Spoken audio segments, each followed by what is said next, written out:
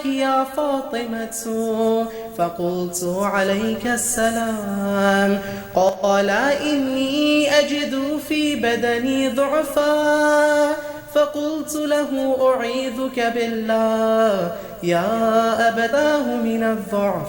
فقال يا فاطمة ائتيني بالكساء اليماني فغطيني به.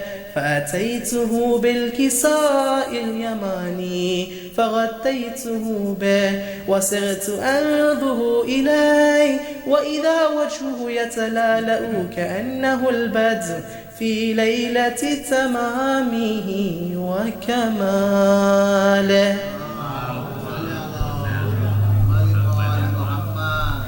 فما كانت إلا ساعة وإذا بولدي الحسن قد أقبل وقال السلام عليك يا أمه.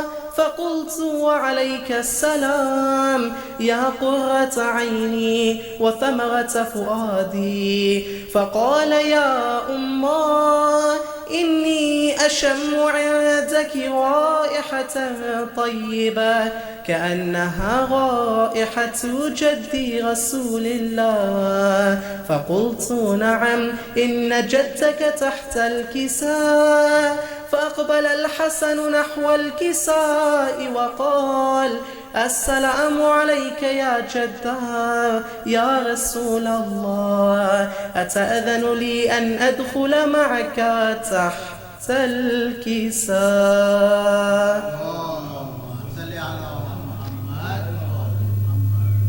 فقال وعليك السلام يا ولدي ويا صاحب حوضي قد أذنت لك. فدخل معه تحت الكساء.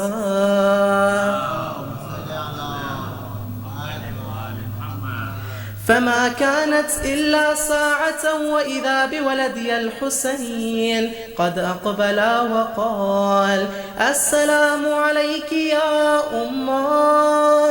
فقلت وعليك السلام يا ولدي ويا قرة عيني وثمرة فؤادي. فقال لي يا أمه إني أشم عندك رائحة طيبة كأنها رائحة جدي رسول الله صلى الله عليه وآله. فقلت نعم إن جدك وأخاك تحت الكساء. فدنا الحسين نحو الكساء وقال السلام عليك يا جدا. السلام عليك يا من اختاره الله. أتأذن لي أن أكون معكما تحت الكساء؟ فقال وعليك السلام يا ولدي ويا شافع أمتي قد أذنت لك. فدخلا معهما تحت الكساء. فأقبل عند ذلك أبو الحسن علي بن أبي طالب وقال السلام عليك يا بنت رسول الله. فقلت وعليك السلام يا أبا الحسن ويا أمير المؤمنين. فقال يا فاطمة إني أشم عندك رائحة طيبة كأنها رائحة أخي وابن عمي رسول الله. فقلت نعم ها هو مع ولديك تحت الكساء.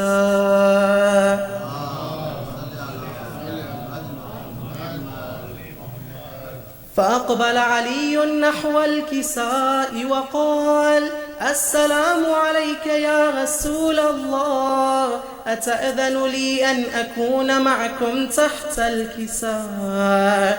قال له وعليك السلام يا أخي ويا وصيي وخليفتي وصاحب لوائي قد أذنت لك. فدخل علي تحت الكساء.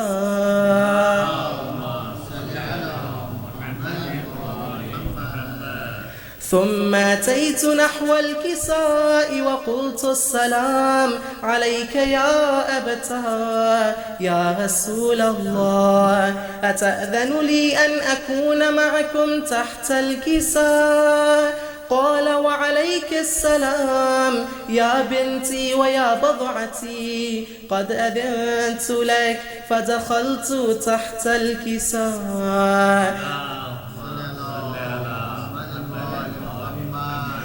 فلما اكتملنا جميعا تحت الكساء أخذ أبي رسول الله بطرف الكساء وأومأ بيده اليمنى إلى السماء وقال اللهم إن هؤلاء أهل بيتي وخاصتي وحامتي، لحمهم لحمي ودمهم دمي، يؤلمني ما يؤلمهم ويحزنني ما يحزنهم، أنا حرب لمن حاربهم وسلم لمن سالمهم وعدو لمن عاداهم ومحب لمن أحبهم، إنهم مني وأنا منهم، فاجعل صلواتك وبركاتك ورحمتك وغفرانك ورضوانك علي وعليهم، وأذهب عنهم الرجس وطهرهم تطهيرا.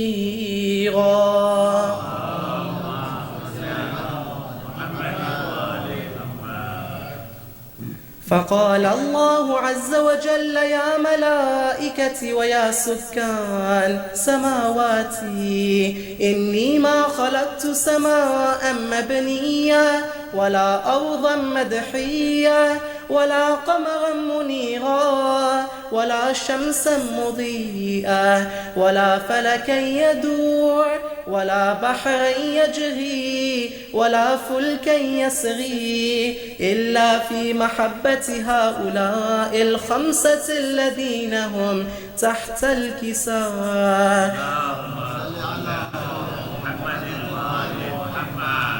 فقال الأمين جبرائيل يا ربي ومن تحت الكساء؟ فقال عز وجل هم أهل بيت النبوة ومعدن الرسالة، هم فاطمة وأبوها وبعلها وبنوها.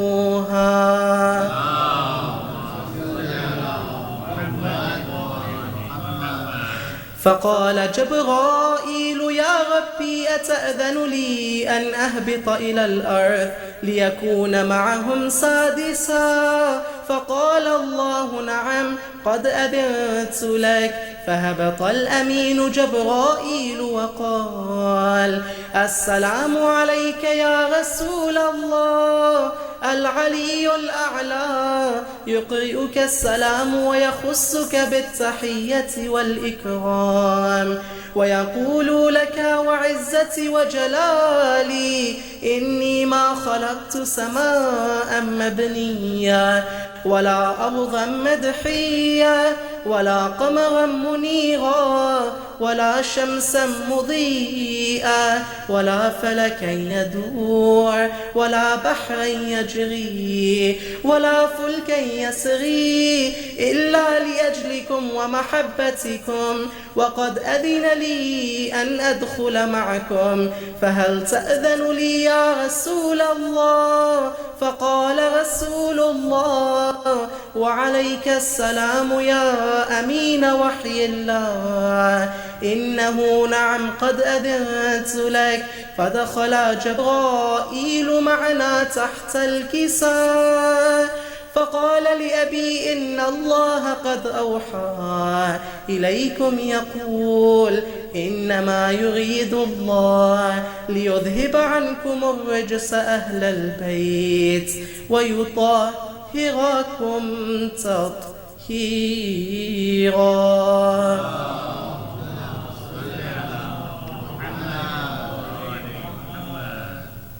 فقال علي لأبي يا رسول الله أخبرني ما لجلوسنا هذا تحت الكساء من الفضل عند الله.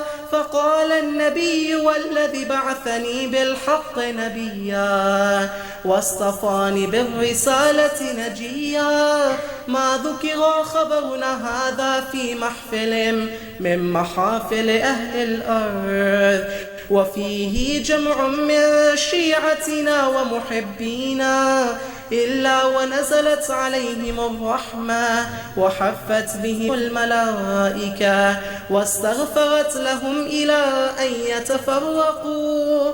فقال علي إذا والله فزنا وفاز شيعتنا ورب الكعبة.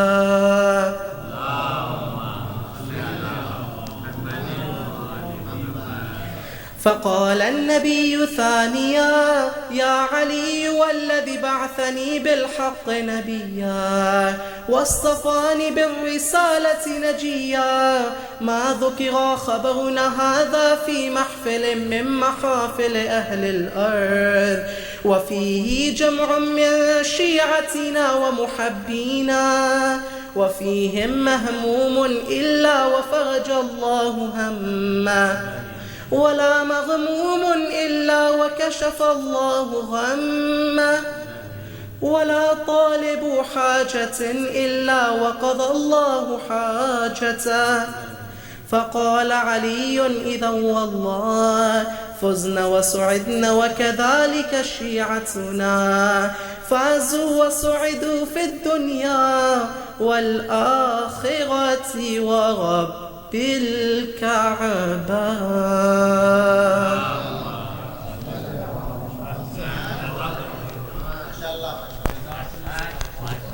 جزاک اللہ برادر علی اصغر بہترین حدیث کیسہ ریسائٹیشن کے لیے. گزارش ہے محمد مکنوجیہ کے لیے آ کے سلام پیش کریں. آپ سب سے گزارش ہے کہ ایک سورہ فاتحہ میرے پاپا مشتاق حسین غلام علی ابراہیم مکنوجیہ کے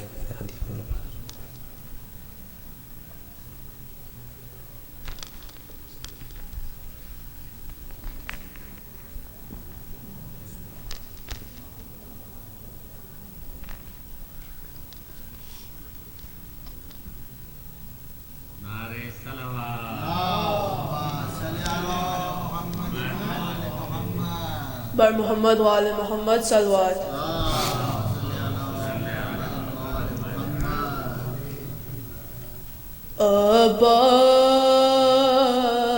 عباس اے شیر نیستان حیدر عباس دیتی تھی صدا زینب رو کر عباس کیا اسی کے لیے مانگی تھی بابا نے دعا آگے پردیس میں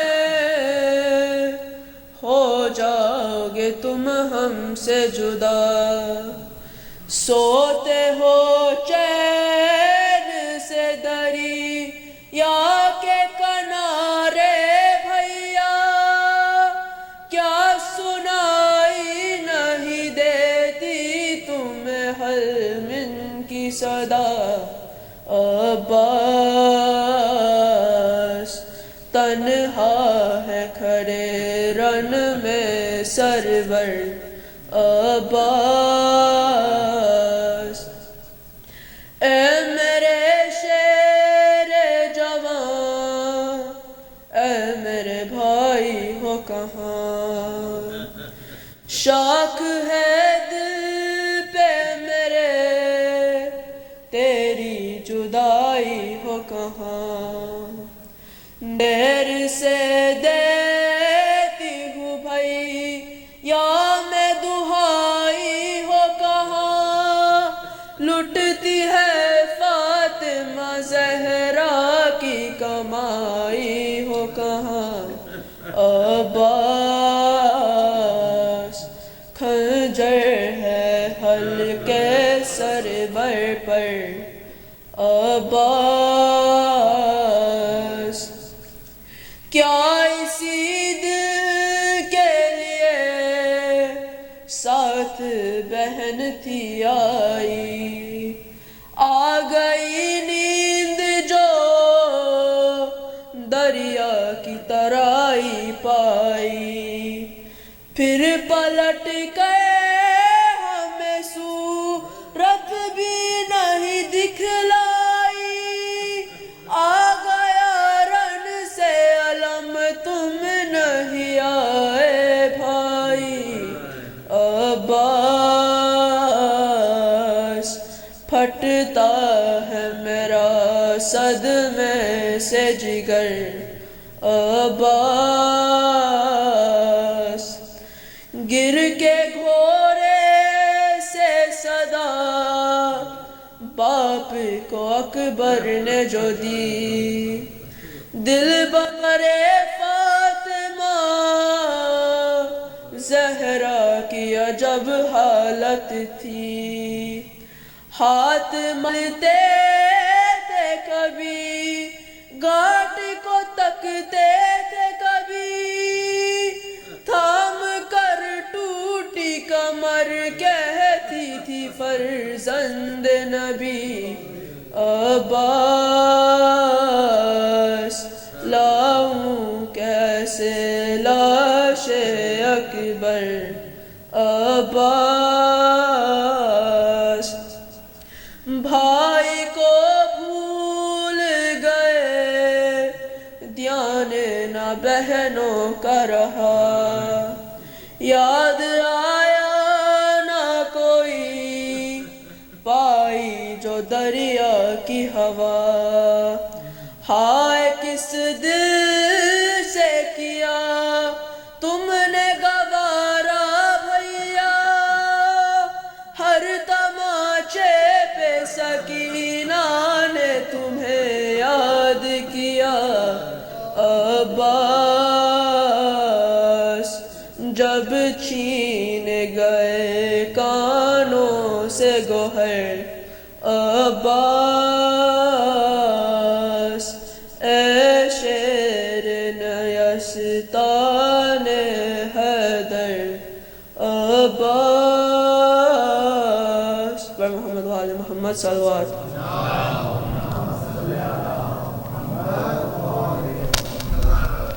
شکریہ محمد۔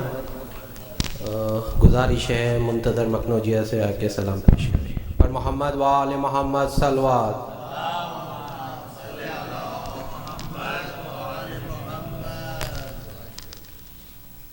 پر محمد وآل محمد صلوات۔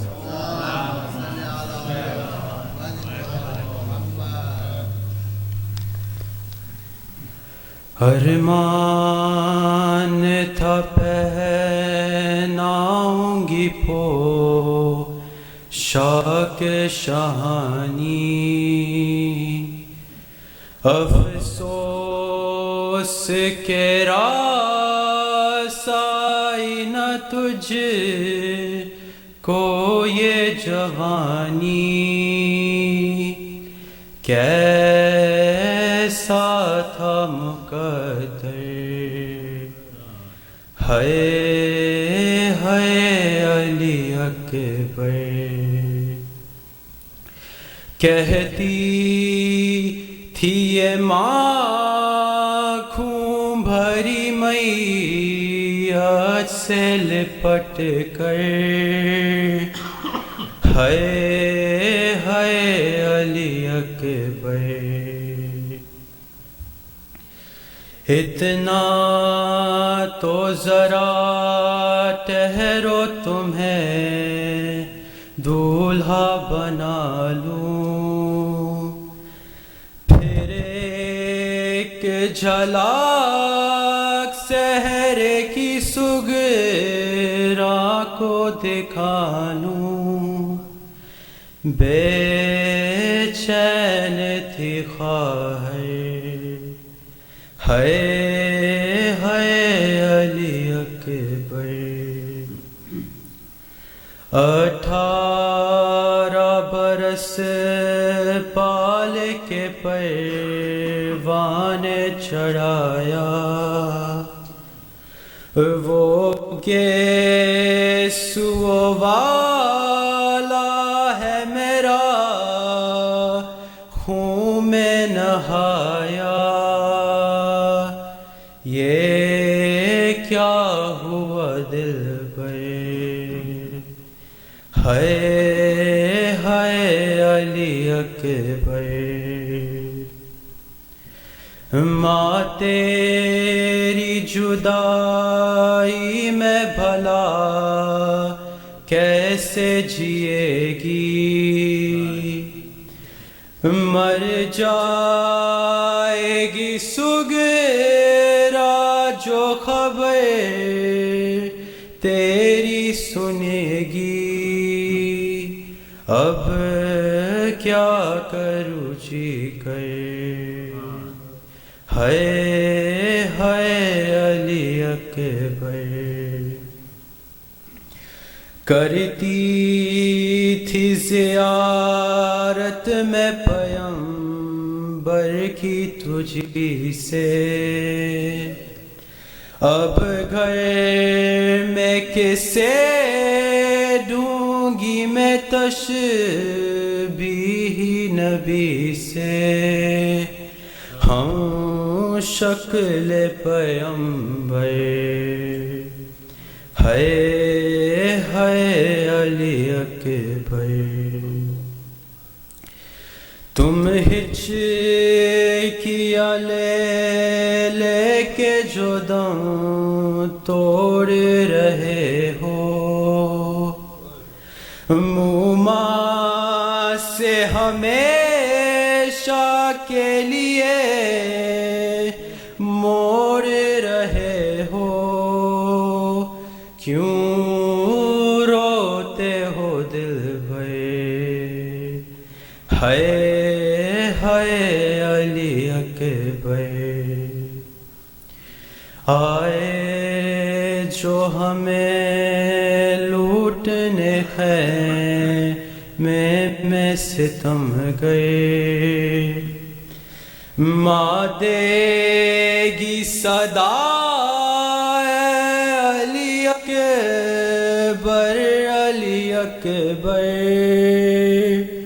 چھن جائے گی چادر،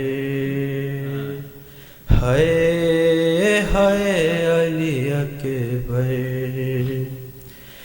کہتی تھی یہ ماں خون بھری میت سے لپٹ کر، ہائے ہائے علی اکبر، پر محمد و آل محمد صلی اللہ علیہ وسلم۔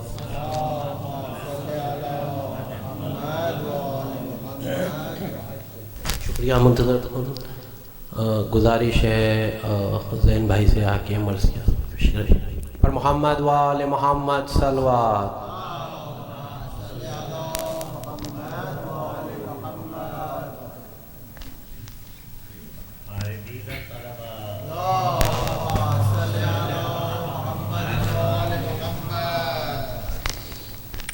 ایک سوز کی چند مصرے اور پھر مرثیہ۔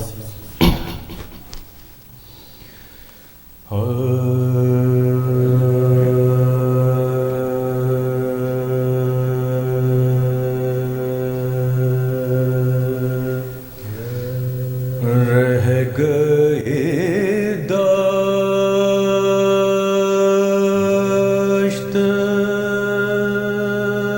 میں تنہا تو وطن یاد آیا،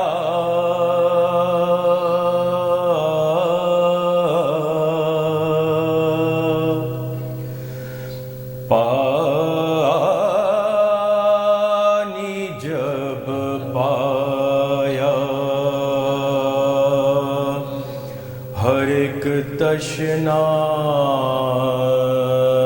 دہن یاد آیا لے کے ہر چیز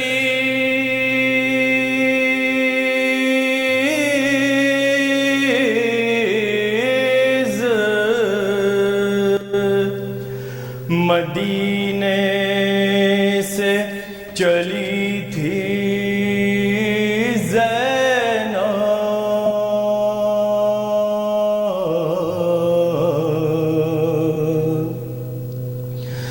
لاش پر بھائی کے پہنچی تو کفن یاد آیا رہ گئے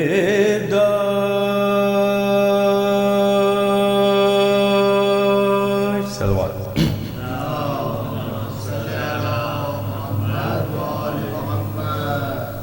سورہ فاتحہ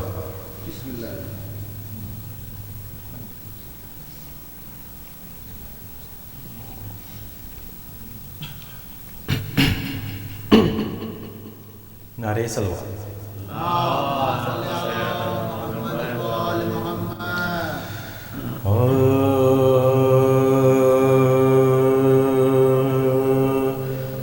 مومنوں بے قصو بے یار ہیں مظلوم حسین سخت آفت میں گرفتار ہیں مظلوم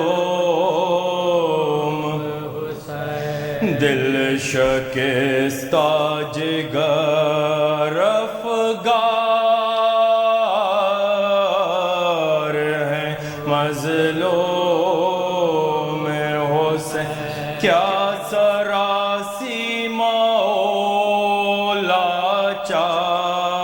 لاچار ہیں مظلوم حسین تیر بھی نیز بھی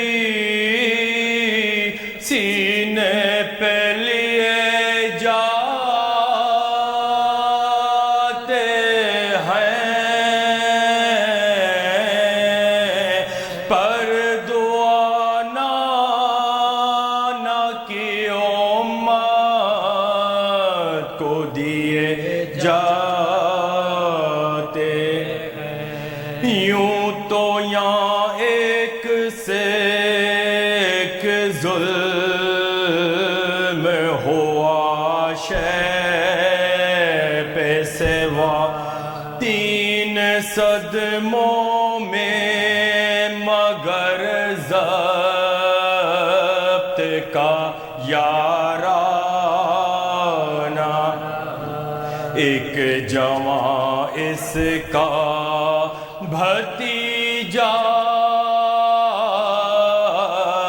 تھا حسن کا بیٹا شب کو وہ دولہا بنا صبح شہیدوں میں ملا شب کو وہ دولہا بنا صبح شہیدوں اس کے مرنے کی خبر بیووں نے جب پائی تھی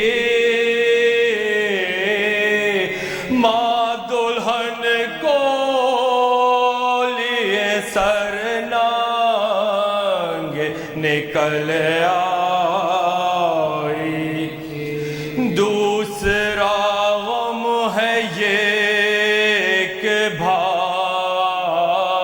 تھا اس کا صفدر جب سے وہ مر گیا سیدھی نہیں ہوتی ہے کم اب بھی روتا ہے اسے ہائے برادر کہہ بے کفن لاش وہ اس کی ہے پڑی دریا پر ابھی وہ لاش عجب درد سے تھرائی تھی لڑکی ایک ہائے چچا کہہ کہ جو چلائی تھی تیسرا حادثہ میں کیا کہوں پھٹتا ہے جگر اس کا ایک بیٹا تھا 18 برس کا برچھیوں سے ابھی مارا گیا وہ رشک کے قمر حیف ہے دفن ہوئی رات کو جس کی غم اکبر میں اسے کیا کہوں کیوں کر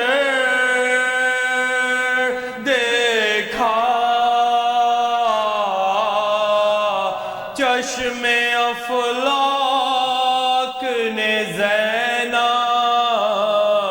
کو کھلے سر دیکھا مومنوں بے قصو صلوات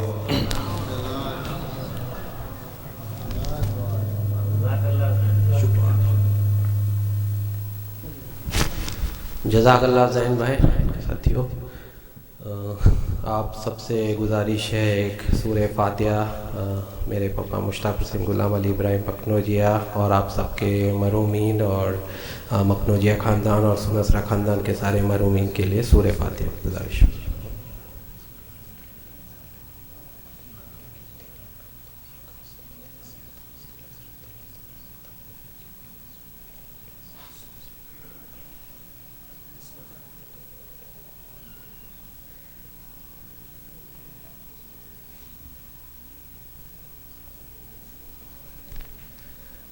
گزارش ہے مولانا سلیمان عابدی صاحب سے کہ آئے مجلس کا خطاب کرے. پر محمد و آل محمد صلوات.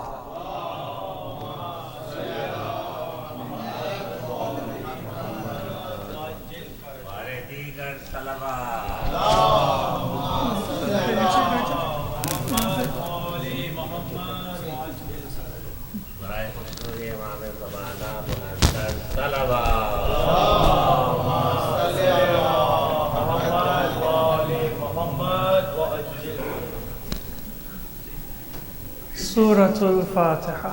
بسم الله الرحمن الرحيم الحمد لله رب العالمين الرحمن الرحيم مالك يوم الدين إياك نعبد وإياك نستعين اهدنا الصراط المستقيم صراط الذين أنعمت عليهم غير المغضوب عليهم. صلوات على محمد وآل محمد.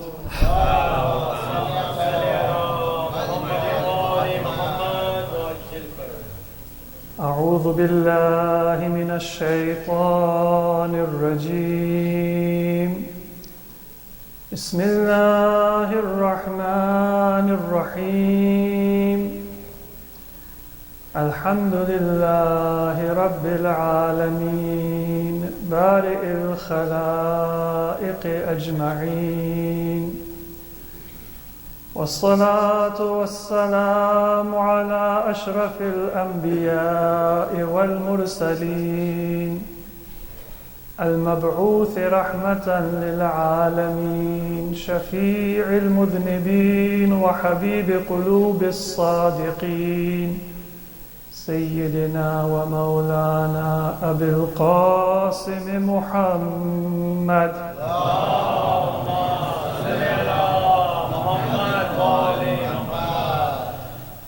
وعلى أهل بيته الأطيبين الأطهرين الهداة المهديين المظلومين ولعنة الله على أعدائهم إلى قيام يوم الدين. رب اشرح لي صدري ويسر لي أمري واحلل عقدة من لساني يفقه قولي. أما بعد، فقد قال الله عز وجل في القرآن المجيد: بسم الله الرحمن الرحيم.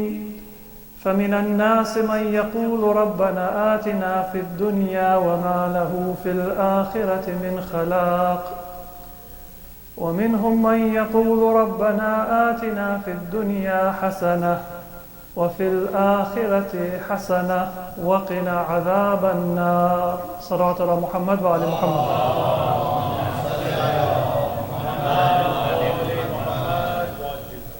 مولانا صاحب،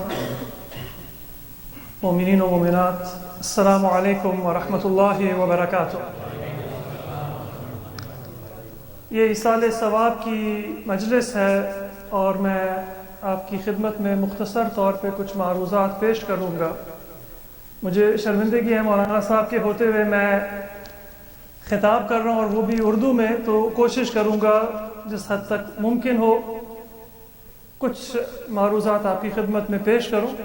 امید ہے کہ انشاءاللہ یہ بار الہہ کو قبول ہو اور مجھے اور ہم سب کو اس مجلس کا فائدہ ہو. یہ جو ایصال ثواب کی مجلسیں ہوتی ہیں، یہ ایک تحفہ ہیں، ایک ہدیہ ہیں جو ہم اپنے مرحومین کو پیش کرتے ہیں، اور اسی طرح سے ہماری اپنی اصلاح کے لیے یہ ایک وسیلہ بنتی ہے. اور یہ دو الگ ہدف نہیں ہیں کہ ہم مرحومین کے لیے ایک تحفہ پیش کر رہے ہیں اور اپنی اصلاح کے لیے کوشش کر رہے ہیں، بلکہ جتنا ہم ان مجالس سے فائدہ اٹھاتے ہیں اور اپنی زندگی کی جہت کو اصلاح کرتے ہیں، اتنا ہی زیادہ فائدہ اور برکت ہمارے مرحومین کو پہنچتی ہے. کئی دفعہ ہم سورہ فاتحہ پڑھتے ہیں اور جلدی میں پڑھ کے ایصال ثواب کر دیتے ہیں، ثواب ہدیہ کر دیتے ہیں، لیکن غور نہیں کرتے کہ اسی سورہ فاتحہ کی آیات میں پورے قرآن کے پیغام کا خلاصہ ہے. یعنی ایک سورہ فاتحہ کی تلاوت کو ہم پورے قرآن کے مضامین کا خلاصہ سمجھیں اور اس پہ اگر ہم غور کریں تو ہماری زندگی کی جہت بدل جاتی ہے. اس سورہ کی اتنی اہمیت ہے، اتنی افادیت ہے کہ یہ مردوں کے لیے نہیں ہے. روایات میں آیا ہے کہ اگر کسی بیمار کی شفا یابی کے لیے سورہ فاتحہ کی تلاوت ہو تو وہ ہر بیماری کا علاج ہے سوائے موت کے. اور حتیٰ اگر 70 دفعہ سورہ فاتحہ کی تلاوت کسی میت کے اوپر ہو اور وہ میت زندہ ہو جائے تو عجب نہیں ہے. اب وہ الگ بات ہے کہ جب ہم جیسے لوگ پڑھتے ہیں تو ہماری تلاوت میں اور ہماری نیت میں وہ تاثیر نہیں رہتی، لیکن سورہ کے الفاظ اور مضامین میں وہ قوت اور وہ تاثیر ہے. تو اسی طرح سے یہ مجلس صرف ایک تحفہ نہیں ہے، بلکہ ہمارے اپنے لیے ایک پیغام ہے، اپنی زندگی کی جہت، جو ہماری زندگی کے ہدف ہیں، ترجیحات ہیں، ان کو صحیح کرنے کی یہ ایک فرصت ہے۔ اور اسی ضمن میں نے سورہ بقرہ کی آیت 200 اور 201 کی تلاوت کی ہے، جس میں ارشاد ہوتا ہے کہ مومنین کی دعاؤں کی 2 قسمیں ہوتی ہیں۔ اب عام طور پہ ہم یہ تصور کرتے ہیں کہ مومنین وہ ہوتے ہیں جو اللہ پہ ایمان رکھتے ہیں اور لہٰذا وہ آخرت کے لیے کام کرتے ہیں، اور کفار وہ ہوتے ہیں جو اللہ پہ ایمان نہیں رکھتے، تو ان کی زندگی دنیاوی زندگی ہوتی ہے۔ لیکن ایسا نہیں ہے کہ صرف کفار آخرت کو بھول جاتے ہیں، بلکہ مومنین میں سے ایک بڑا گروہ ہے جو ظاہری طور پہ عبادت گزار ہے، لیکن وہ اللہ کے لیے عبادت نہیں کرتے، اللہ کو اپنی نیت میں وہ شامل نہیں کرتے۔ تو یہ ایک عجیب بات ہے کہ ہم عبادت بھی کر رہے ہوتے ہیں، لیکن وہ عبادت حظ النفس ہے، یعنی اپنے نفس کے لیے ہے، خدا کے لیے نہیں ہے۔ بلکہ اسی آیت کے آغاز میں حج کا تذکرہ ہے۔ اب جو حج کے لیے جاتا ہے وہ اپنے وقت، اپنے مال، اپنی صحت کی قربانی دینے کے لیے تیار ہوتا ہے۔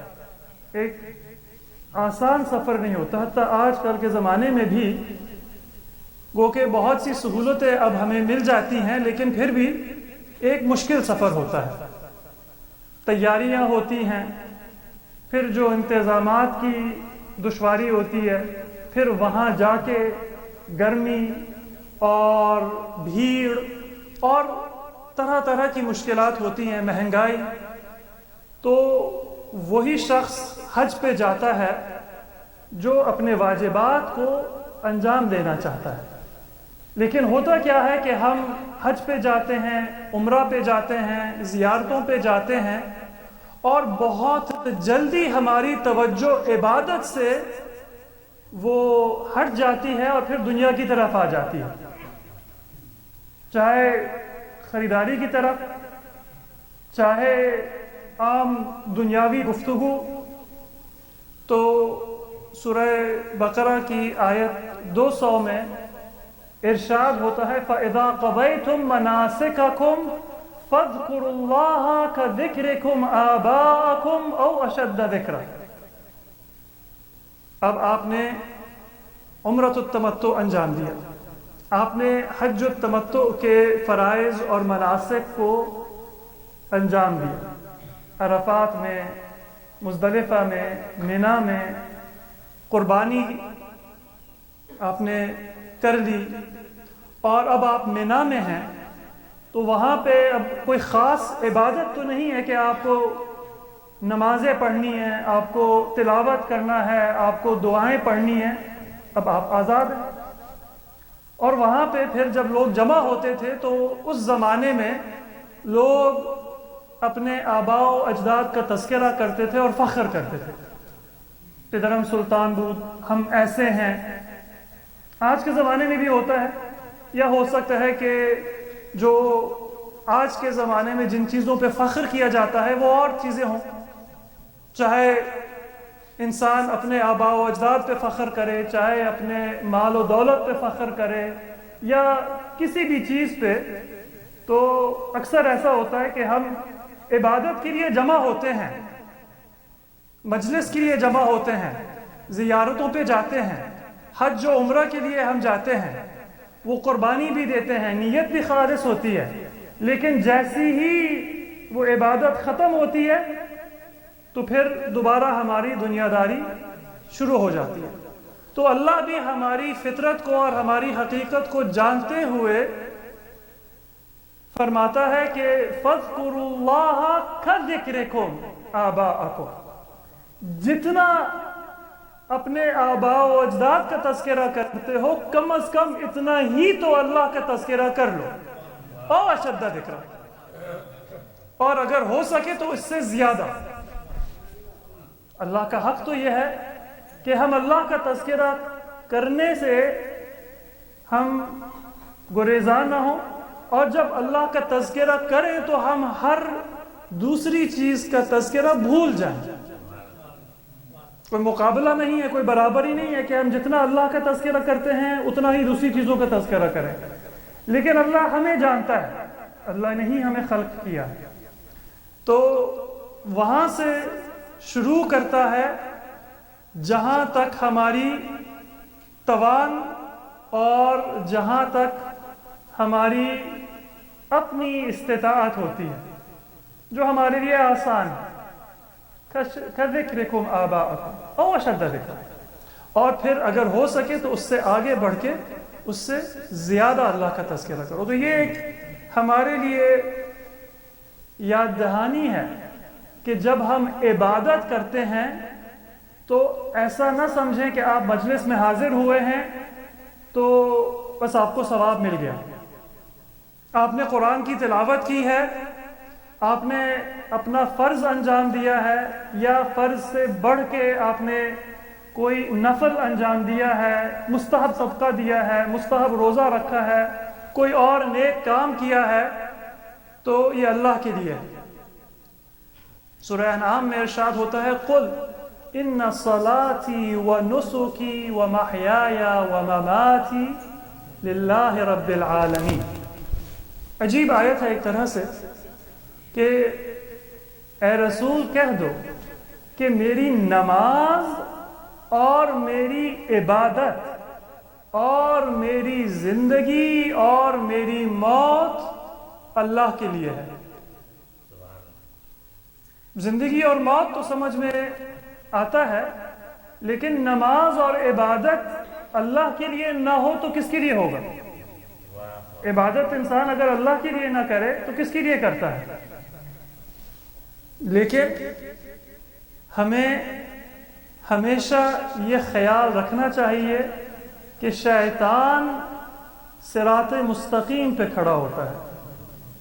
جس کو نماز سے روک سکتا ہے وہ نماز سے روکنے کی کوشش کرے گا، اور جب وہ جانتا ہے کہ یہ بندہ نماز تو پڑھے گا تو پھر وہ نماز پڑھنے کے ذریعے سے وہ حملہ کرے گا کہ تم تو نمازی ہو، یہ دیکھو کتنے لوگ نماز نہیں پڑھتے، تم اول وقت کے نمازی ہو، تم تہجد گزار ہو. تو انسان وہ فخر کے ذریعے سے، غرور کے ذریعے سے، غفلت کے ذریعے سے نماز چھڑوانے کی کوشش نہیں کرے گا، کیونکہ اس کے پتہ ہے کہ اب اس کو نماز کی عادت ہے. تو یہ کسی اور ذریعے سے مقصد وہی ہے، حملہ وہی ہے. اور جب انسان اپنی عبادت پہ مغرور ہو جاتا ہے تو ایک وقت آتا ہے وہ عبادت کو چھوڑ بھی دیتا ہے. لَأَقْعُدَنَّ لَهُمْ صِرَاطَكَ الْمُسْتَقِيمَ. جو گمراہ ہیں تو وہ تو پہلے شکار ہو چکے ہیں، لیکن جو راہ راست پہ ہیں شیطان ان کے پیچھے آتا ہے. اور یہی وجہ ہے کہ نماز کی تعقیبات میں ہم سجدہ شکر انجام دیتے ہیں.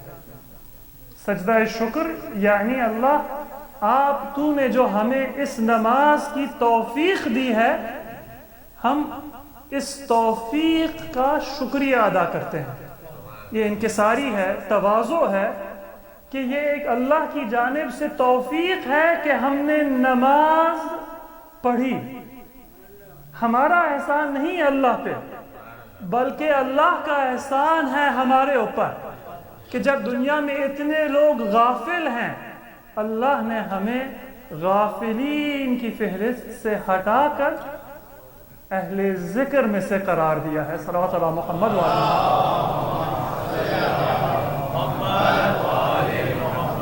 قل ان صلاتی و نسکی، میری نماز اللہ کے لیے ہے، میری نسک یعنی میری عبادت اور نیائش اللہ کے لیے ہے، میری زندگی اور میری موت اللہ کے لیے ہے۔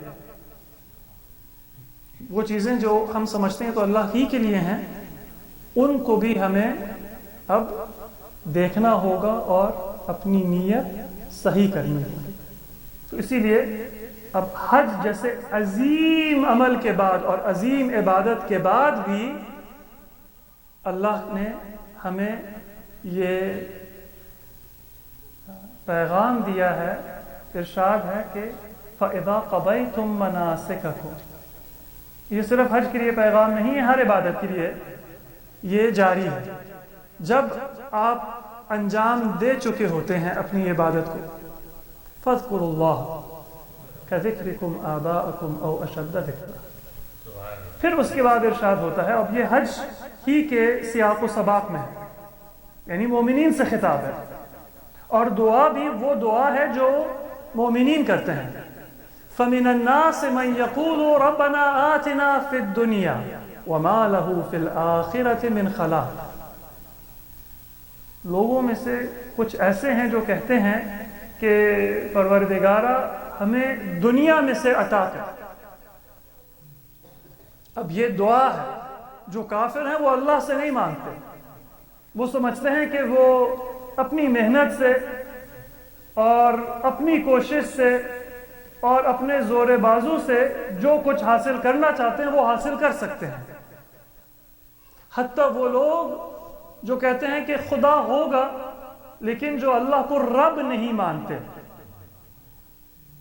تو وہ بھی دعا نہیں کرتے، ان کے اندر وہ دعا کا جذبہ پیدا نہیں ہوتا جب وہ یہ عقیدہ نہیں رکھتے کہ اللہ فائدہ پہنچاتا ہے، نقصان پہنچا سکتا ہے۔ بہت سے لوگ ہیں کہتے ہیں کہ ہاں خدا پہ اعتقاد ہے، لیکن ان کی زندگی میں دعا کا عنصر نہیں ہے، عبادت کا عنصر نہیں ہے، چونکہ وہ اللہ کو خالق مانتے ہیں، رب نہیں مانتے۔ تو اب یہ وہ لوگ دعا کر رہے ہیں جو حج پہ بھی جاتے ہیں، جو اللہ کو مانتے بھی ہیں، اور اللہ کو نہ صرف خالق مانتے ہیں بلکہ اللہ کو رب بھی مانتے ہیں، لیکن دعا کیسی؟ ربنا آتنا فی الدنیا، بارے الہا ہمیں دنیا میں عطا کر۔ اچھا، اس دعا میں کوئی قید نہیں ہے، کوئی کیفیت نہیں ہے کہ ہمیں دنیا میں کیا عطا کر، بلکہ یہ دعا ہے کہ بارے الہا ہمیں دنیا عطا کر۔ اب اس کا مقابلہ آپ کریں اور موازنہ کریں، جو صحیح ایمان اور یقین رکھنے والے ہیں ان کی دعا سے تو پتہ چلتا ہے کہ فرق کیا ہے۔ جو ایسی دعا کرتے ہیں کہ اللہ سے صرف دنیا طلب کرتے ہیں، وَمَا لَهُ فِي الْآخِرَةِ مِنْ خَلَاقٍ، آخرت میں وہ دعا کر رہے ہوتے ہیں، اللہ پہ ایمان بھی ہے، اللہ کو اپنا رب بھی مانتے ہیں، یعنی صفات ثبوتیہ اور صفات سلبیہ کو بھی وہ جانتے ہیں اور وہ مانتے ہیں، لیکن کیونکہ ان کی توجہ صرف دنیا کی طرف ہے، آخرت کی طرف نہیں ہے، آخرت میں ان کا کوئی حصہ، کوئی خلاق نہیں ہے۔ وَمِنْهُمْ مَنْ يَقُولُ رَبَّنَا آتِنَا فِي الدُّنْيَا حَسَنَةً وَفِي الْآخِرَةِ حَسَنَةً وَقِنَا عَذَابَ النَّارِ، اور مومنین میں سے کچھ ایسے ہیں جو اس طرح سے دعا کرتے ہیں، اور یہ آیت 201 ہے، اور یہ قرآن کی ان آیات میں سے ہے جو ہم سب کو حفظ ہونا چاہیے، اور آپ میں سے بہت سے اس دعا کو پڑھتے ہیں، کثرت سے پڑھنا چاہیے، قنوت میں، تعقیبات نماز میں، صبح اٹھ کے رات سونے سے پہلے یہ ورد زبان ہونا چاہیے، یہ دعا اور یہ الفاظ، کیونکہ خدا ہم سے ارشاد کر رہا ہے کہ یہ مومنین کی دعا ہے۔ ربنا آتنا فی الدنیا حسنہ وفی الآخرۃ حسنہ وقنا عذاب النار۔ اب کیا فرق ہے اس دعا میں اور اس دعا میں جو پچھلی آیت میں ذکر ہوئی ہے؟ یہاں پہ بھی دنیا کے لیے دعا ہے لیکن اس میں ایک قید ہے. وہاں پہ ہے ربنا آتنا فی الدنیا، اور یہاں پہ یہ ہے کہ ربنا آتنا فی الدنیا حسن. مومن جب دعا کرتا ہے تو مومن کو یہ معلوم ہوتا ہے کہ دنیا طلب کرنا چاہیے. کچھ لوگ سمجھتے ہیں کہ ایمان کا تقاضا یہ ہے کہ ہم دنیا کو چھوڑ دیں. تعلیم میں کیا رکھا ہے؟ اصل تو عبادت ہے. آج کل ایک یہ بھی چلا ہوا ہے کہ بس ظہور ہونے والا ہے، انشاءاللہ ہونے والا ہے، لیکن جب ظہور ہونے والا ہے تو پھر تعلیم کا کیا فائدہ، محنت کا کیا فائدہ، کاروبار میں اب محنت کرنے کا کیا فائدہ؟ یہ اسلام کی تعلیمات نہیں ہیں. اگر آپ حقیقی طور پہ امام زمان عجل اللہ تعالی فرجہ الشریف کے منتظر ہیں تو آپ اپنی تعلیم میں زیادہ دلچسپی لیں گے، اپنے دنیاوی معاملات میں زیادہ دلچسپی لیں گے. تقدیر المعیشہ، تدبیر کو آپ زیادہ اہمیت دیں گے تاکہ آپ امام کے ظہور کے بعد اپنی تمام جو آپ کو اللہ نے نعمتیں دی ہیں، جو علم دیا ہے، جو تجربہ دیا ہے، جو مال و دولت دی ہے، وہ امام کی خدمت میں پیش کریں کہ یہ میرا سرمایہ ہے، ناچیز سرمایہ ہے، یہ آپ کی خدمت میں پیش ہے. تو جو اللہ نے آپ کو فرصتیں دی ہیں اور نعمتیں دی ہیں ان سے بھرپور استفادہ کرنا چاہیے تاکہ جب وقت آئے تو وہ آپ امام کی خدمت میں پیش کر سکیں. تو دنیا طلب کرنا چاہیے لیکن قید کے ساتھ، شرط کے ساتھ. زیادہ پیسہ حاصل کرنا یہ ایک اچھی چیز نہیں ہے سوائے اس کے کہ وہ آپ کو اللہ کے زیادہ قریب لے آئے. پیسہ اچھی چیز ہے لیکن اگر آپ کو غافل کر دے، اگر آپ کو مغرور کر دے، اگر آپ کو اپنے خاندان سے دور کر لے، اپنے مومن بھائیوں سے اور بہنوں سے دور کر لے، اگر اللہ سے باغی کر دے تو پھر خیر نہیں ہے. تو آپ اللہ سے دنیا طلب کریں لیکن اس قید کے ساتھ کہ بشرطی کہ وہ میرے ایمان میں اضافہ کا باعث بنے، میرے تواضع اور انکساری میں اضافہ کا باعث بنے، کمی کا باعث نہ بنے. اب ہم عام طور پہ سمجھتے ہیں کہ انسان جتنا امیر ہوتا ہے اتنا ہی کامیاب ہوتا ہے، جتنا ہی صاحب اختیار ہوتا ہے اتنا ہی کامیاب ہوتا ہے، جتنا بڑا گھر ہوتا ہے اتنا ہی کامیاب ہوتا ہے. کامیابی کی علامت یہ ہے کہ انسان اللہ سے کتنا مخلص ہے، رسول خدا سے، اہل بیت رحمہ الصلوۃ والسلام سے، اپنے مذہب سے اور اپنے مومن بھائیوں سے اور بہنوں سے کتنا خلوص رکھتا ہے. ایمان کا اور کامیابی کا خلاصہ ان امور میں ہے، صرف وسعت رزق میں نہیں ہے. ربنا آتنا فی الدنیا حسنہ. اچھا پھر آخرت کے لیے کیا وہی دعا ہے یا الگ دعا ہے؟ وہی دعا ہے. جس چیز کو آپ دنیا کے لیے طلب کرتے ہیں وہی آپ آخرت کے لیے طلب کرتے ہیں. اور اس میں بھی ایک پیغام ہے کہ دنیا و آخرت الگ چیزیں نہیں ہیں. جس میں دنیا کی ترقی اور کامیابی اور سعادت ملتی ہے وہی آخرت میں ترقی اور کامیابی اور سعادت کا سبب بنتی ہے. ربنا آتنا فی الدنیا حسنہ وفی الآخرۃ حسنہ. عام طور پہ جب ہم دنیا و آخرت میں فرق کے بارے میں سوچتے ہیں تو ہم یہ سوچتے ہیں کہ دنیا ایک شے ہے اور آخرت کچھ اور ہے، لیکن دراصل فرق اس میں نہیں ہے کہ آپ کیا طلب کرتے ہیں. فرق اس میں ہے کہ آپ اس چیز کو کس وجہ سے اور کس خاطر طلب کر رہے ہیں. ورنہ وہی اچھائیاں، وہی نعمتیں جو دنیا پرست لوگ طلب کرتے ہیں، وہی چیزیں مومنین بھی طلب کرتے ہیں. مال، طول حیات، صحت، کثرت اولاد، وسعت رزق، وہی چیزیں ہیں. فرق یہ نہیں ہے کہ مومن کسی اور چیز کو طلب کرتا ہے. ہاں، جو حرام چیزیں ہیں وہ ہو سکتا ہے کہ کافر طلب کرے، مومن طلب نہیں کرے گا. لیکن جو حلال اور طیب اور طاہر نعمتیں ہیں وہ کافر بھی پسند کرتا ہے، مومن بھی پسند کرتا ہے. فرق یہ ہے کہ مومن اللہ کے لیے طلب کرتا ہے اور کافر اپنے لیے طلب کرتا ہے. ہمارے چھٹے امام جعفر صادق علیہ السلام کی خدمت میں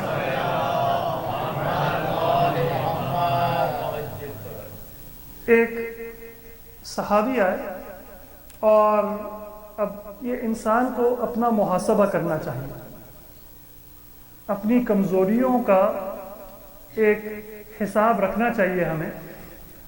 تو وہ امام کی خدمت میں حاضر ہوئے اور انہوں نے دیکھا کہ میرے دل میں حب دنیا ہے، دنیا کی محبت ہے.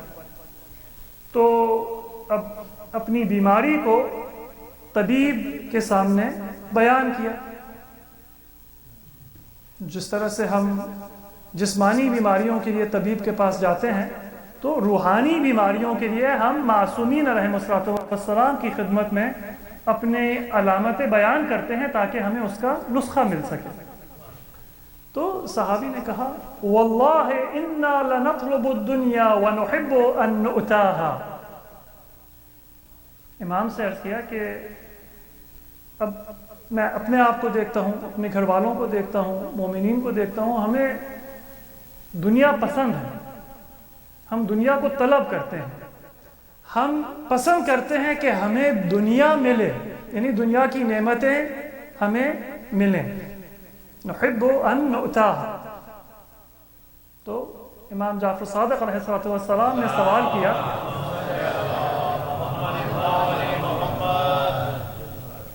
تحب ان تصنع بها ماذا؟ اچھا، آپ کو دنیا پسند ہے، کس وجہ سے پسند ہے؟ تو صحابی نے 6 چیزیں بیان کی، اور یہ صداقت ہے. ہم کبھی کہتے ہیں کہ بار الہ مجھے مال و دولت چاہیے تاکہ میں ایک مسجد بنا سکوں، اور پھر جب ہمیں وہ مال و دولت مل جاتی ہے تو پھر ہم اس نیت کو یا اس دعا کو بھول جاتے ہیں اور پھر صرف اپنے لیے استعمال کرتے ہیں. لیکن یہ صداقت دیکھیے کہ اعود بها على نفسی وعیالی واصل بها واتصدق بها واحج واعتمر. میں چاہتا ہوں کہ دنیا مجھے ملے تاکہ میں اپنے اوپر خرچ کروں. یعنی یہ انسان کے خلوص اور صداقت کی علامت ہے کہ چونکہ اب آپ طبیب کے پاس جا رہے ہیں تو آپ اپنی حقیقی کیفیت بیان کر رہے ہیں. یہاں سے شروع نہیں کیا، اصل میں حج پہ جانا چاہتا ہوں اور عمرے پہ جانا چاہتا ہوں، زیارتوں پہ جانا چاہتا ہوں، میں صدقہ دوں گا، شاید تھوڑا بہت میں اپنے لیے خرچ کروں. اعود بها على نفسی وعیالی، یہاں سے شروع کیا، میں اپنے اوپر خرچ کروں گا اور میں اپنے گھر والوں پہ خرچ کروں گا. واصل بها واتصدق بها، اور پھر میں اپنے مومن بھائیوں کو، بہنوں کو صلہ رحم اور صلہ مومنین کروں گا، صدقہ دوں گا.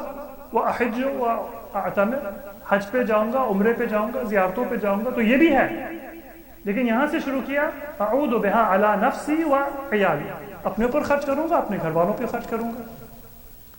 تو امام نے پھر جواب میں کہا لیس هذا طلب الدنیا هذا طلب الآخرہ. یہ دنیا تو ہے ہی نہیں، آپ اپنے اوپر خرچ کرنا چاہ رہے ہیں، لیکن اپنے اوپر خرچ کرنا چاہ رہے ہیں تاکہ آپ اللہ کی نعمتوں کا شکر بجا لا سکیں. آپ اپنے اوپر خرچ کرنا چاہتے ہیں تاکہ آپ کا جسم صحت مند ہو، اور پھر آپ اللہ کی عبادت کر سکیں، پھر آپ اپنے گھر والوں پہ خرچ کریں گے اور اپنے مومنین کے اوپر خرچ کریں گے، عبادت کریں گے، حج پہ جائیں گے، عمرے پہ جائیں گے، تو یہ ساری چیزیں آپ اس کو دنیا سمجھتے ہیں، یہ تو دنیا ہے نہیں، یہی آخرت ہے۔ صلوات علی محمد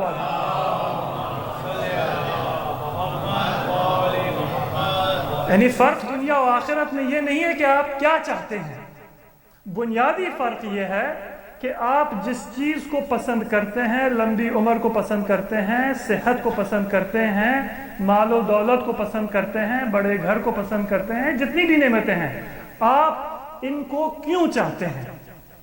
تاکہ آپ دوسروں کے ساتھ مقابلہ کر سکیں، تاکہ آپ اپنی بڑائی ثابت کر سکیں، الہاکم التکاثر، یا آپ اس وجہ سے چاہتے ہیں تاکہ آپ بہتر طریقے سے اللہ کی عبادت کر سکیں، تاکہ آپ بہتر طریقے سے مہمان نوازی کر سکیں، تاکہ آپ بہتر طریقے سے اللہ کی اطاعت کر سکیں۔ اگر آپ کا مقصد اللہ کی اطاعت اور اللہ کی عبادت ہے تو یہ دنیا نہیں ہے، یہی آخرت ہے۔ یعنی جس چیز میں دنیا کی سعادت ہے اسی میں آخرت کی سعادت ہے، لہٰذا آپ کی دعا ایک ہے، ربنا آتنا فی الدنیا حسنہ وفی الآخرۃ حسنہ وقنا عذاب النار۔ بس یہ دعا کا آخری فقرہ ہے اور پھر آپ کی زحمت تمام۔ اور ہمیں عذاب النار یعنی دوزخ کے عذاب سے بچا۔ اچھا، دنیا کے لیے دعا ہے، آخرت کے لیے دعا ہے، لیکن جب عذاب سے بچنے کی دعا ہے تو عذاب النار کا تذکرہ ہے۔ عذاب الدنیا اور عذاب الآخرہ دونوں کو بیان نہیں کیا گیا۔ اس کی کیا حکمت ہے؟ دو جواب ہم مختصر طور پہ دے سکتے ہیں۔ ایک یہ کہ اس دنیا میں آزمائشیں ہوتی ہیں، جب آپ عذاب سے بچنے کی دعا کرتے ہیں تو آپ کی توجہ آخرت کی طرف ہونی چاہیے کہ آخرت میں اللہ آپ کو دوزخ سے اور عذاب سے بچائے۔ اور دوسرا جواب یہ ہے کہ جب آپ کہتے ہیں وَقِنَا عَذَابَ النَّارِ، یہ صرف آخرت کے لیے نہیں ہے بلکہ نار اس دنیا میں بھی ہے۔ جو لوگ گناہ کر رہے ہوتے ہیں وہ اس دنیا میں دوزخ میں زندگی بسر کر رہے ہوتے ہیں لیکن بے حس ہوتے ہیں، ان کو پتہ نہیں ہے۔ قرآن میں ہے کہ جو لوگ یتیموں کا مال کھاتے ہیں، غصب کرتے ہیں، انما یاکلون فی بطونہم نارا، وہ سمجھ رہے ہوتے ہیں کہ ہم امیر ہیں، ہم سے زیادہ چالاک، ہم سے زیادہ ہوشیار کوئی نہیں ہے، ہم نے دھوکہ دے دیا، ہم نے جو ہے وہ دوسروں کو فریب دے کے اپنے مال میں اضافہ کیا۔ وہ سمجھ رہے ہوتے ہیں کہ وہ دنیا میں مزے لے رہے ہیں لیکن حقیقت میں وہ ابھی سے دوزخ میں ہیں۔ بس فرق یہ ہے کہ کیونکہ وہ سن ہو چکے ہیں، ان کو خود خبر نہیں ہے کہ وہ ابھی سے دوزخ میں ہیں۔ تو یہ وقنا عذاب النار ایسا نہیں ہے کہ یہ دنیا سے جو ہے وہ ہٹ کے آخرت کے لیے دعا ہے، بلکہ یہ دنیا کے لیے بھی دعا ہے اور آخرت کے لیے بھی دعا ہے کہ اس دنیا میں بھی ہم دوزخ میں نہ رہیں اور آخرت میں بھی ہم دوزخ میں نہ رہیں۔ اس دنیا میں ہم اتنے بے حس نہ ہوں کہ گناہ کرتے جائیں اور ہم سمجھیں کہ ہمیں فائدہ ہو رہا ہے یا یہ ایک مزہ ہے، ایک لطف ہے زندگی کا، اور آخرت میں بھی ہم عذاب میں مبتلا نہ ہو۔ صلوات علی محمد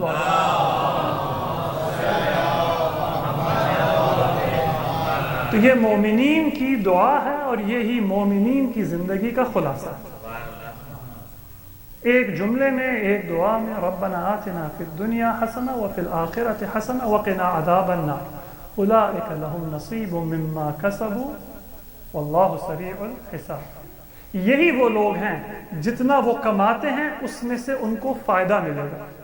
بہت لوگ ہیں کماتے بہت ہیں لیکن وہ تنہائی کا احساس کرتے ہیں، افسردگی کا شکار ہو جاتے ہیں، زندگی میں بھی وہ تنہا ہوتے ہیں، موت کے وقت بھی وہ تنہا، امیر ہوتے ہیں لیکن وہ اکیلے ہوتے ہیں۔ کمائی کا فائدہ انہی کو ہوگا جو یہ دعا کرتے ہیں اور اس دعا پہ عمل کرتے ہیں. اولئک لہم نصیب مما کسبوا واللہ سریع الحساب. اللہ کا حساب صرف آخرت میں نہیں ہوتا، دنیا میں اور آخرت میں اللہ سریع الحساب. آخری ایک روایت اور پھر مصائب کی طرف آگے بڑھتے ہیں. بصرے میں ہمارے امام امیر المؤمنین امام علی ابن ابی طالب علیہ السلام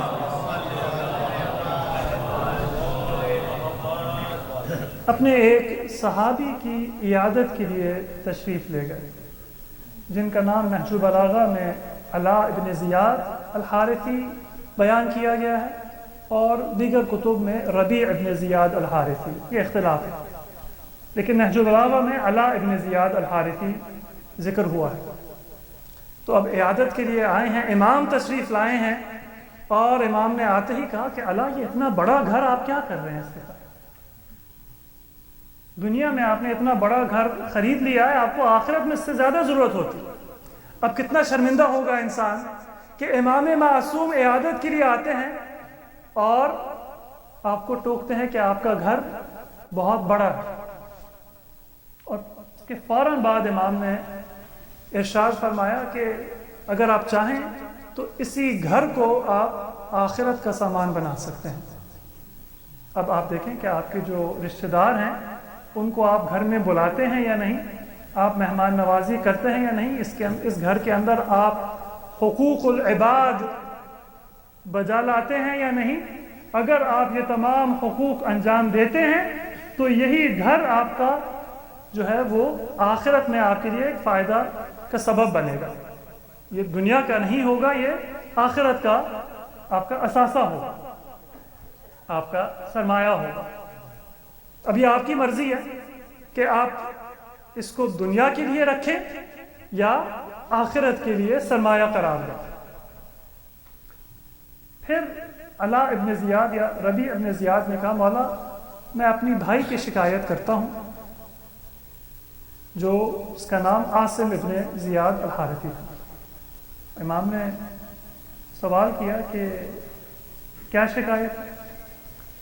تو علاء ابن زیاد نے کہا کہ ان ترک دنیا کر لیا، وہ زاہد بن گئے ہیں، اپنے گھر کو چھوڑ لیا، صرف وہ عبادت میں مصروف رہتے ہیں. تو مولا کائنات نے عاصم ابن زیاد کو اپنے پاس بلایا اور صرف دو چیزوں کا میں تذکرہ کروں گا جو مولا کائنات نے ان سے فرمائے تھے. اما رحمت اہلک و ولدک، اے عاصم کیا تم نے اپنے گھر والوں پہ اور اپنی اولاد پہ رحم نہیں کیا؟ جس طرح سے تم زندگی بسر کر رہے ہو، جس کو تم سادگی سمجھ رہے ہو، ان کے لیے بدبختی ہے، تو کیا ان پہ رحم نہیں کیا؟ اور پھر فرمایا انت اہون علی اللہ من ذلک، یہ تمہارا تواضع نہیں ہے، تمہارا زہد نہیں ہے، تمہارا غرور ہے. کچھ لوگ ترک دنیا کر کے جو ہے وہ غرور کا شکار ہو جاتے ہیں کہ باقی دنیا دار ہیں اور ہم جو ہیں وہ صحیح زاہد و عابد ہیں. تو اسی غرور کو توڑنے کے لیے امام نے ایک سخت جملہ استعمال کیا، انت اہون علی اللہ من ذلک، تمہاری اوقات ہی اتنی نہیں ہے کہ تم اللہ کے سامنے جو ہے وہ اتنا زاہد بن کے جو ہے اللہ آپ کی عبادت اور آپ کے زہد سے خوش ہوگا. جتنی اوقات اسی اوقات میں رہو، جو اللہ نے تمہیں نعمتیں دی ہیں ان کو استعمال کرو. پھر عاصم نے کہا مولا میں تو آپ کی سیرت پہ عمل کرنا چاہ رہا ہوں، آپ سے زیادہ زاہد کون ہے؟ تو پھر مولا کائنات نے ارشاد فرمایا کہ میں کیونکہ امام ہوں، میری ذمہ داری ہے کہ میری زندگی فقیر ترین مومن کی طرح ہو تاکہ مجھے دیکھ کے ان کو حوصلہ ملے اور مزید اپنی غربت اور اپنی ناداری کا احساس نہ ہو. یہ مولا کائنات کی عظمت اور مولا کائنات کا زہد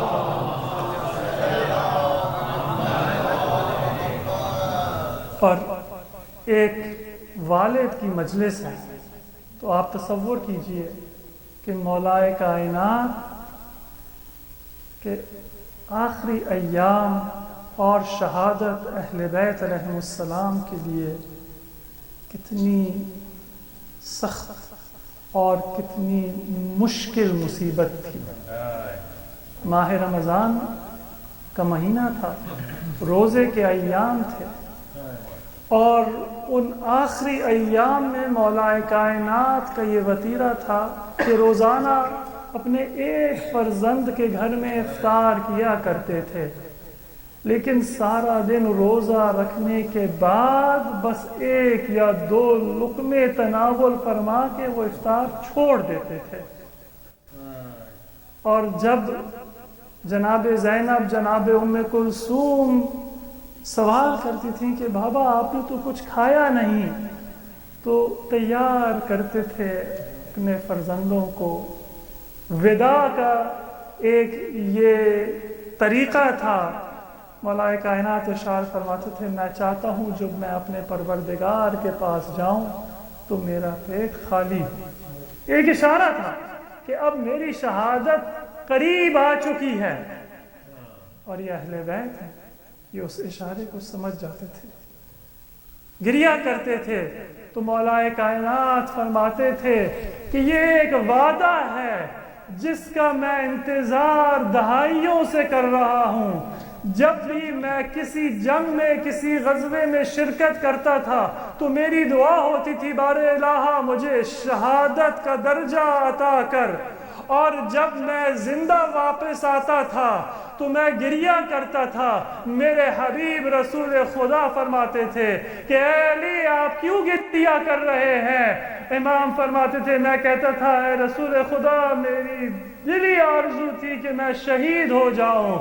تو رسول خدا مجھ سے کہا کرتے تھے کہ مولا کہ اے علی آپ کی شہادت اللہ نے مسجد میں قرار دی ہے، سجدے میں آپ شہید ہوں گے، آپ کی داڑھی آپ کے اپنے خون سے لال ہوگی۔ اب میں دیکھ رہا ہوں کہ وہ وعدہ جس کا میں انتظار کر رہا تھا اس کا وقت قریب آ پہنچا ہے۔ آخری وقت میں مولا کائنات نے اپنے تمام گھر والوں کو اپنے قریب بلایا اور اپنی آخری وصیتیں کی، سب کو مولا امام حسن کے حوالے کیا۔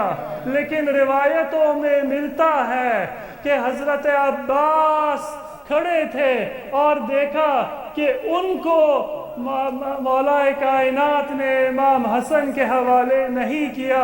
سوچا کہ شاید بابا نے مجھے اس قابل نہیں سمجھا کہ مجھے بھی اپنے وقت کے امام کے حوالے کریں، لیکن پھر دیکھا کہ مولا کائنات نے ایک ہلکی آواز میں ابو الفضل العباس کو اپنے پاس بلایا اور ان کا ہاتھ اپنے ہاتھ میں لیا اور کہا کہ بیٹا عباس میں آپ کو اپنے بیٹے حسین کے حوالے کر رہا ہوں۔ آپ کی ولادت میری دعا تھی کہ جب کربلا کا وقت آئے گا میں نہ ہوں گا، جس طرح سے رسول خدا کے لیے میں ہوتا تھا بدر و احد میں، خندق و خیبر میں، وہی کردار آپ کو اپنے بھائی حسین کے لیے کربلا میں ادا کرنا ہوگا۔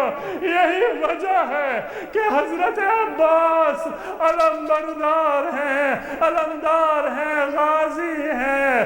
یہی وجہ ہے کہ جب اپنے بھائی عباس کی لاشے پہ مولا حسین کھڑے ہوتے ہیں تو تین جملے کہے الآن کا سرا ظہری، اب میری کمر ٹوٹ گئی، وقلت حیلتی، اور میرے سامنے کوئی راستہ نہیں رہا، وشمت بی عدوی، اور میرا دشمن میری مصیبت دیکھ کے خوشیاں منا رہا ہے۔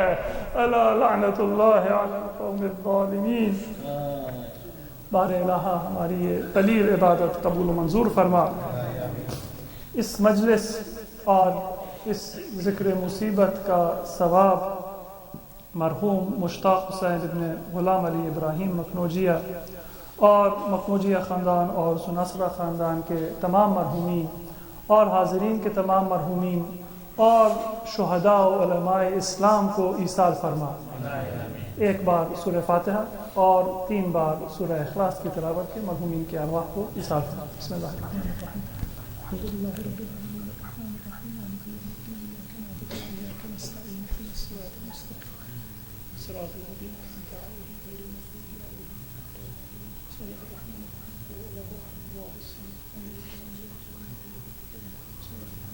قل هو الله احد الله الصمد لم يلد ولم يولد ولم يكن له كفوا احد۔ بسم الله الرحمن الرحيم قل هو الله احد الله الصمد لم يلد ولم يولد ولم يكن له كفوا احد۔ بسم الله الرحمن الرحيم قل هو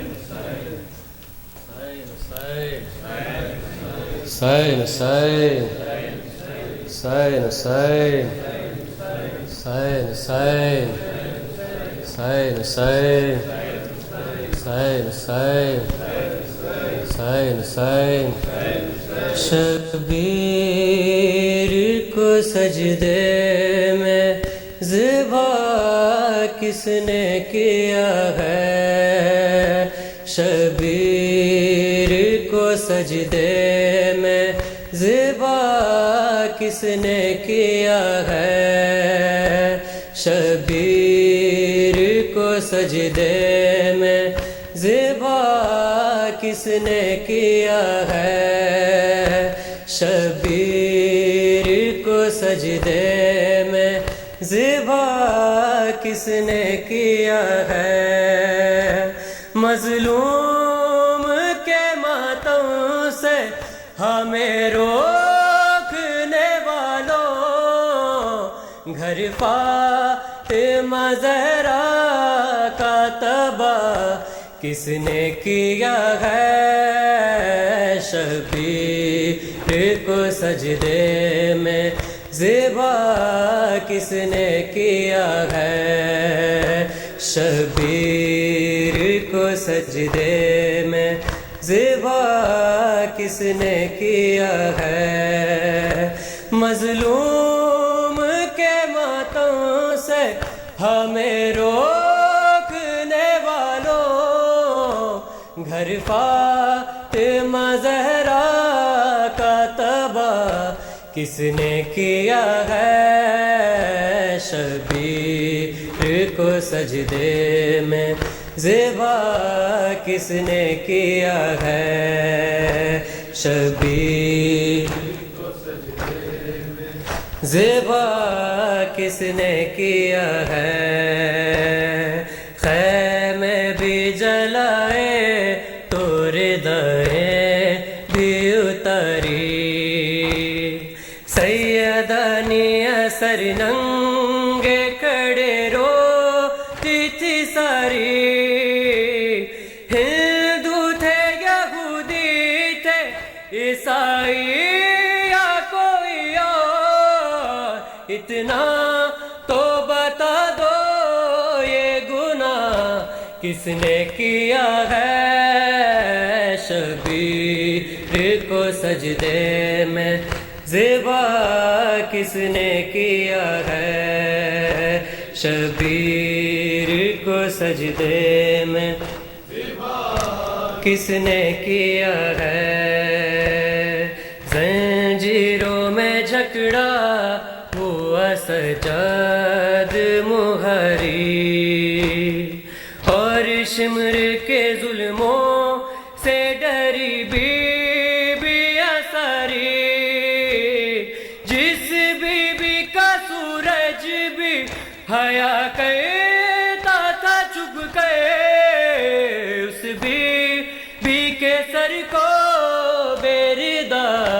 کس نے کیا ہے شبیر کو سجدے میں ذبح کس نے کیا ہے شبیر کو سجدے میں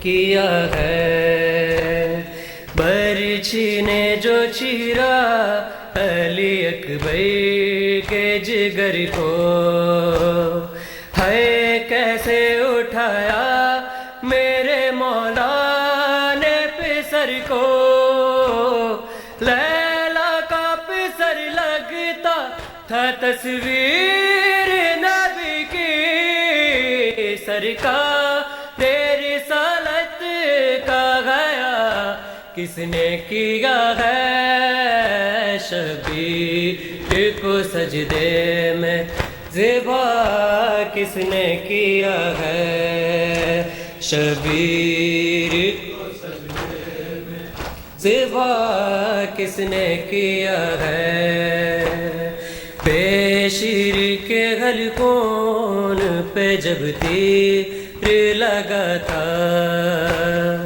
اور پیاس سے معصوم کا ہے خشک گلا تھا اصغر نے زباں ہونٹوں پہ جب پھیری تھی لوگوں تب خون سے تر خشک گلا کس نے کیا ہے شبیر کو سجدے میں ذبح کس نے کیا ہے شبیر کو سجدے میں ذبح کس نے کیا ہے مظلوم کے ماتم سے ہمیں روکنے والوں گھر فاطمہ زہرا کا تباہ کس نے کیا ہے شبیر کو سجدے میں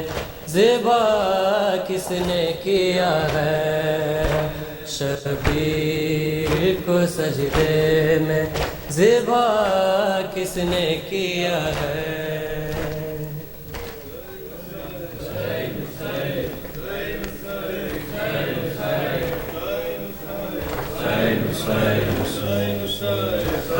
زینب کو ہر ایک موڑ پہ تڑ پائے گی دنیا یاد آؤ گے بھیا ہے یاد آؤ گے بھیا ہے یاد آؤ گے بھیا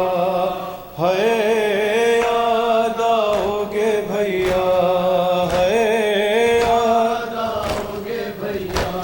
زینب کو ہر ایک موڑ پہ تڑ پائے گی دنیا یاد آؤ گے بھیا ہے یاد آؤ گے بھیا بعد آپ کے ہوگا میری غربت کا یہ عالم اس وقت غریبی بھی کرے گی میرا ماتم سعادت کو جب راہ میں دے گا کوئی صدقہ یاد آؤ گے بھیا ہے یاد آؤ گے بھیا ہے یاد آؤ گے بھیا یاد آئے گا بھیا مجھے ایمان تمہارا تم دیکھ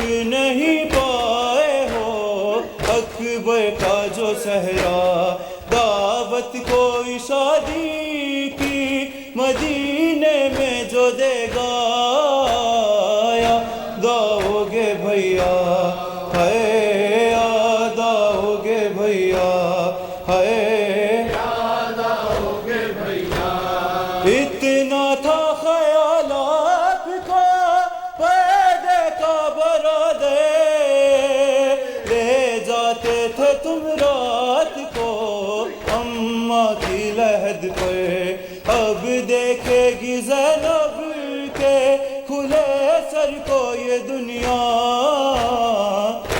داؤ گے بھیا ہے یاد آؤ گے بھیا، ہے یاد آؤ گے بھیا، ہے یاد آؤ گے بھیا، دیدار بھی ہو جائے گا بیٹی کے بہانے، کیا شام کے زندان میں آؤ گے سلانے، سوئے گی نہیں جب میری لوری سے سکینہ،